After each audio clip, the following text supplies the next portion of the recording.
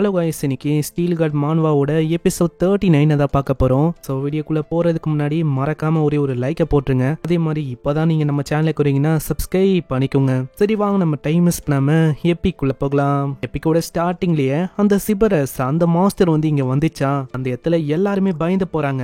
அந்த இடத்துல நம்ம யுன்ஹாக்கு அவன் கான்டாக்ட் பண்ணி சொல்றான், நம்ம லீ வன்சுக்கு இருக்கான்ல அவனும் அந்த இடத்துல தாக்க போறான், நீயும் தாக்குற மாதிரி இருக்கும். என்னது வன்சுக்கு இன்னமும் உயிரோட இருக்கானா? ஆமா, இப்ப பெரிய பிரச்சனை என்னன்னா அந்த பாஸ் மாஸ்டரா இருக்கிற அந்த சிபரஸ் தான். அதை நம்ம எப்படியாச்சும் கொண்டாகணும். அதனால லீ அவங்க ரெண்டு பேரையும் ஒரே டைம்ல தாக்க சொல்றான். லீயும் கிம் மூலமா அங்க பறந்து போக ஆரம்பிக்கிறான். இந்த சைடு யுன்ஹாவும் வன்சுக்கும் ஒரு பயங்கரமான அட்டாக் பண்றாங்க. ஆனா இதனாலயும் அந்த மாஸ்டருக்கு பெருசா எதுவும் ஆகல. இதனால கடுப்பான அந்த பாஸ் மாஸ்டரும் கிளவுட் ஹெல் மேஜிக் அங்க கேஸ் பண்ணு இதுவும் டைரக்டா வானத்துல இருந்து அப்படியே விழ ஆரம்பிக்குது. வைடான ரேஞ்ச் அளவுக்கு இதெல்லாம் தாக்கலாம் முடியுமா? அந்த இடத்துல மேஜிக்கும் எதிர்பாராத விதமா நம்ம பார்க்கு மேல விழுது. அவன் கிட்டதான் கிளவுட் சோட இருக்கும். அந்த மேஜிக்கும் கிளவுட் மேஜிக்கா, அதனால டைரக்டா அவன் மேல விழுந்து பயங்கரமா ஆளுக்கு ஷாக் அடிக்குது. சீன் அப்படியே பாஸ்ட்டுக்கு போது நம்ம லீ தான் அங்க சவாடியை குத்துருப்பான். நீதான் வச்சுக்கணும்னு. நம்ம பார்க்கு மத்தவங்க மாதிரி இல்ல, உனக்கான அந்த ஆட்ரிபியூட் அதுவும் கொஞ்சம் டிஃப்ரெண்ட் ஆனது. அதனால மத்தவங்க மாதிரி இவனால காம்பேக்டோலியா லெவலை ஏத்த முடியாது. அதனாலயே ஆளு யூனிக்கான வழியை தேடி இருப்பான். இந்த மாதிரி இப்பரா லெவலை ஏத்தலான்னு நம்ம ஹீரோவும் அங்க ஆல்ரெடி நிறைய விதமா ஹெல்ப் பண்ணிருப்பான். லீ அங்க எலக்ட்ரிக் ஆட்ரிபியூட்டை வச்செல்லாம் ஹெல்ப் பண்ணிருப்பான். அப்படியாச்சும் இவனால லெவலப் ஆக முடியுதுன்னு. அப்படி இருந்தும் பார்க்கெல்லாம் அங்க டெவலப் ஆக முடியல. ஆனா கடைசியா ஒரே ஒரு முறை உண்டி அங்க இருக்கும், அதுதான் அங்க மிச்சம் இருக்கு. அதனால பார்க்கு ஜின்மாவோட உயிரே போறதுக்கும் வாய்ப்பு இருக்கு. இருந்தாலும் பார்க்க அந்த மெத்தடுக்கு ஒத்துக்கினா, ஏன்னா வேற வழியும் இல்ல அவனை ஒரு அவைக்கனம் மாத்துறதுக்கு. சீன் அப்படியே பிரசன்ட்டுக்கு வந்து நம்ம பார்க்கா அங்க தாக்கு பிடிக்க முடியல. அவனால பயங்கரமா அவனோட உடம்பெல்லாம் கரண்ட் ஷாக் வச்ச மாதிரி அப்படி ஆகுது. இடத்துல நம்ம ஹீரோ வேண்டிக்கிறான், ப்ளீஸ் பார்க்கு உன்னால முடியும், இன்னமும் கொஞ்சோண்டு தாக்கப்படி. இடத்துல ஃபைனலா அந்த மேஜிக் மொத்தத்தையும் அப்சர்வ் பண்றான். நம்ம பார்க்க அங்க அவிக்கணும் ஆயிரான். அவனுக்கு ஒரு புதுசான எபிலிட்டி கிடைக்குது. அதுவும் எலக்ட்ரிக்கான எபிலிட்டி தான். இடத்துல மின்னு மத்தவங்களாம் அந்த மாஸ்டரை பார்த்து இன்னமும் ஆச்சரியமா வராங்க. இது என்னன்னு நம்ம ஹீரோக்கும் புரியுது. இதை தடுக்கிறதுக்கு வேற வழி இல்ல, நம்ம எப்படியாச்சும் அடக்கணும்னு சொல்லி அவனோட ஹோலி பவர் ஆக்டிவேட் பண்ணி எப்படியாச்சும் அதை தடுக்க பாக்குறான். ஆனா அது ரொம்ப கஷ்டமா இருக்கு அதை அடக்குறது. சிபரஸும் ஒரு பெரிய அட்டாக் அங்க பந்து வன்சுக்கு எப்படியோ அந்த அட்டாக்கை தடுக்கிறான். அங்க ரெண்டாவது அட்டாக் பண்றதுக்குள்ளேயே நம்ம வன்சுக்கு அது பறக்க விது. சைட்லயே யுன்ஹாவும் அவளோட ஹோலி விங்ஸை கொண்டு வரா. அதையும் கடிச்சு ஒண்ணுமே இல்லாம ஆக்கிது. இதை பாக்குற அவளால சுத்தமா நம்ப முடியல. அதுல இது வரைக்கும் எவ்வளவு ஹோலி மேஜிக் இருக்குமோ எல்லாத்தையுமே அவ போட்டு வச்சிருந்தா. பண்ண வேலையால என்னோட மானம் எல்லாமே ட்ரெயின் ஆயிடுச்சு. அந்த இடத்துல அந்த சிபரஸும் அதோட உடம்புல நிறையவே மேஜிக் ஏத்துது. இதை பாக்குற பார்க்குக்கும் அங்க ஏதாச்சும் பண்ணும் தோந்து. இருந்தாலும் அங்க எதுவுமே பண்ண முடியல ஆளால. நான் இப்பதான் வீக்கினே ஆயிருக்கேன். யுன்ஹா மாதிரி பெரிய ஆளாலேயே அங்க ஒண்ணுமே பண்ண முடியல. அதனால அங்க பெருசா என்ன பண்ண முடியும்? நான் பயப்படக்கூடாது, நான் தான் ஏதாச்சும் பண்ணணும். யுன்ஹாவை நான் தான் காப்பாத்தி ஆகணும். இந்த இடத்துல யுன்ஹாவை தாக்க வருமா அந்த பொண்ணும் யோசிக்கிறான். இப்போன்னு பார்த்து என்கிட்ட சுத்தமா மானாவும் இல்ல. ஆமா லீ ஏதோ ஒண்ணு சொன்னி என்கிட்ட, ஏதோ உன்கிட்ட ஒரு ட்ரம் கார்டு இருக்குன்னு, அது என்னது? அந்த இடத்துல ஒரு பயங்கரமான அட்டாக் அது பண்ண போகும். அதுக்குள்ளேயே அதுக்கு நடுவுல வரான். அட கமாண்டர், நீங்க என் பின்னாடி ஒழிஞ்சுக்கோங்க, ஏன்னா எனக்கு சரியா தெரியல என்னோட எலக்ட்ரிக் பவரை எந்த அளவுக்கு கட்டுப்படுத்த முடியும்னு. இந்த அட்டாக்கும் பட போகுமா கிட்டத்தட்ட படுற மாதிரியே வரும். அதுக்குள்ள ஒரு பெரிய சோட அப்பியர் ஆகுது.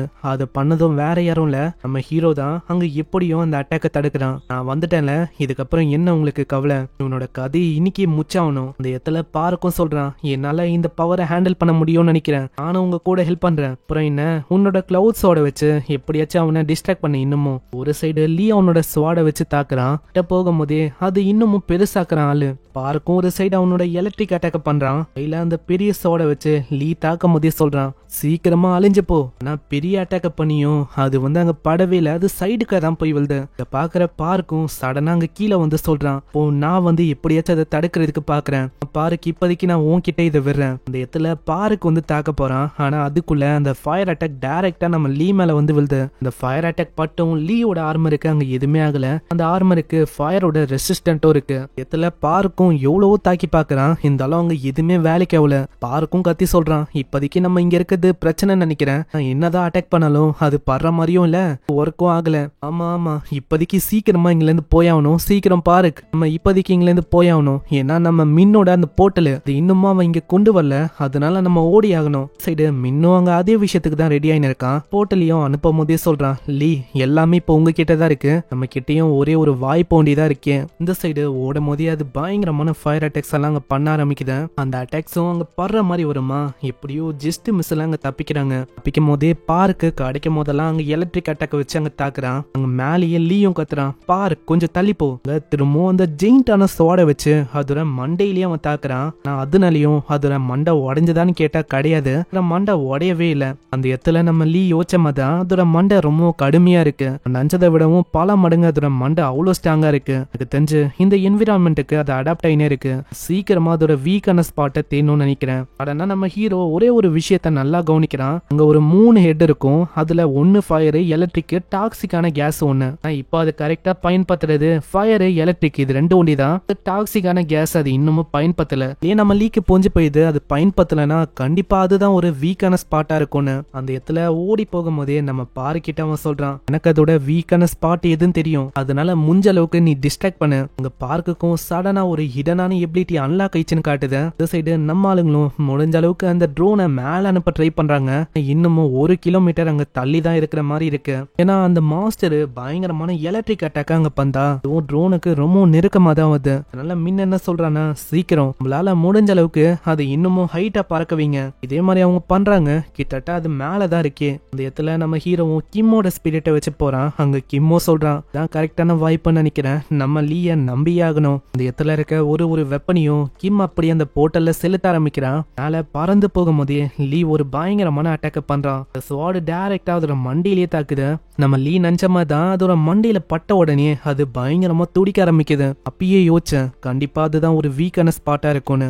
யோசிச்ச மாதிரியே தான் இருக்கு, பாக்கலாம் இப்போ உன்னால என்ன பண்ண முடியும்னு. அந்த இடத்துல எல்லா வெப்பனையும் ஆளி இறக்குறான். அந்த அட்டாக்கும் டைரக்டா அது மேல பட ஆரம்பிக்குது. இருந்தாலும் அது விடலையே. அப்படியே நம்ம லீய கடிக்கலான்னு வருமா, இடத்துல லீ கிட்ட இன்னமும் அந்த பெரிய ஜெயிண்டான சோடு இருக்கும். ஒரு சைஸ் தான் இன்னமும் சின்னதா இருக்கும். அதை அவன் பயன்படுத்த போறான். இந்த சைடு பாரு கிட்ட ஒரு ஹிடனான எபிலிட்டி அன்லாக் ஆயிருக்கும்ல, ஒரு எலக்ட்ரிக் பிரெத். அதை அவன் பயன்படுத்தின அத்த செகண்டே இது ஒரு மாதிரி ஆகுது. சீக்கிரம் லீ, இதுதான் ஒரு வாய்ப்பு. இதை கேட்ட உடனே அந்த சின்னோண்டு இருக்கிற அந்த பெரிய சோடு அதை அவன் தூக்கி போறான். அதுவும் அதோட ஃபயர் அட்டாக் பண்ணலான்னு போகுமா, நம்ம லீ அவனோட ஸ்வாட முடிஞ்ச அளவுக்கு பெருசாக்குறான். அது அங்க டைரக்டா பார்த்து இங்கே இந்த எபிசோட முடியுது. பாக்கலாம் அங்க என்னதான் ஆச்சுன்னு. ஏன்னா நம்மளுக்கு தெரியல எத்துல என்ன ஆச்சுன்னு. சிபரஸ் இன்னமும் உயிரோட இருக்கா, இல்ல நம்ம ஹீரோ அதை கொன்னுட்டானா, இது எல்லாமே நம்மளுக்கு நெக்ஸ்ட் எபிசோட்ல தான் தெரியும். ஸோ வீடியோவை நீங்க இது வரைக்கும் பாக்குறீங்கன்னா மறக்காம ஒரு லைக்கை போட்டுருங்க. அதே மாதிரி இது வரைக்கும் நம்ம சேனலுக்கு சப்ஸ்கிரைப் பண்ணலனா சப்ஸ்கிரைப் பண்ணிக்கோங்க. நான் உங்களை நெக்ஸ்ட் எபிசோட்ல சந்திக்கிறேன். தேங்க்யூ ஃபார் வாட்சிங். சைனரா.